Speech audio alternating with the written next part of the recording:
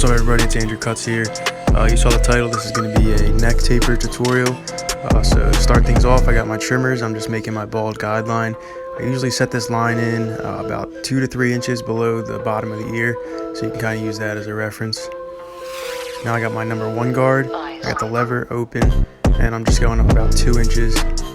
And his hair kind of grows weird, so I'm kind of attacking it at a slight angle, just to make sure that we're cutting everything evenly. Now we got our number 2 guard open. We're just doing the same thing, going up about 2 inches, making sure we're flicking out into the bulk of his hair. Now we're closing up that guard and just coming in right below where we just came with the 2 open.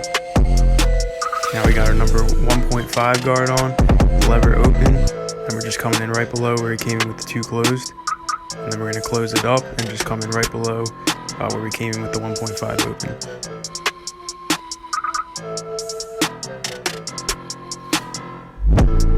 Now we got our clipper with no guard. We got the lever all the way open. We're just going up about 1 inch.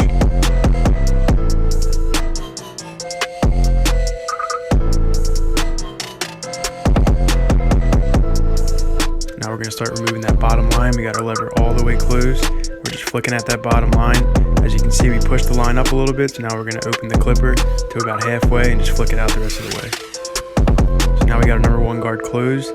You can see there's a lot of dark spots towards that bottom of the fade there, so we're just coming with our 1 closed and hitting that area. And now we're going to come in with our 1.5, a half guard, and we're just going to use our corners and work out any lines or dark spots that we see. As you're going to see here, I go up pretty high with this half guard, and the reason I'm able to do that is because I'm just using my corners. You don't want to use the whole blade when you're using that half guard.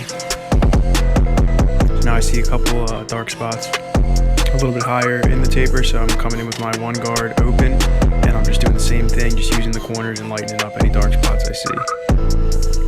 So now here's probably the most important part of the neck taper, and that's the neckline. So this is really what's going to bring the taper together.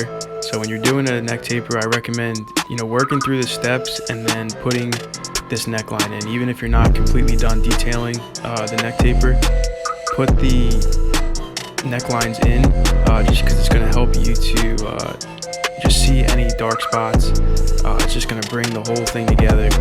So I recommend doing this and then going back and detailing everything.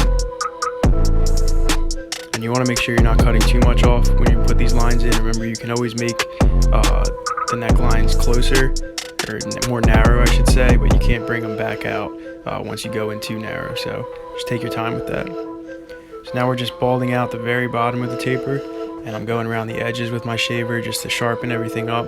You can also do this with a straight razor, but that's a little bit more advanced. So you see I'm going downward with the shaver at the very bottom there just to erase any of that bottom line that's left.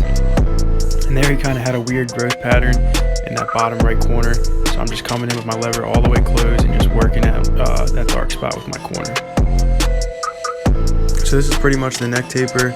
They're really very simple, but they can really add a lot to a haircut and just a look overall. So anybody who doesn't get a skin fade, I usually always recommend to taper out the neck. It just helps the whole haircut to just look a lot cleaner, and you don't even need to have a fresh new haircut to get a neck taper. Anytime I'm in between haircuts, I don't feel like giving myself a full haircut, I'll just taper out my neck real quick, and it'll just give me the illusion of having a fresh haircut. So anyway, I hope you guys enjoyed the video. Let me know your thoughts in the comments, and I'll catch you in the next one.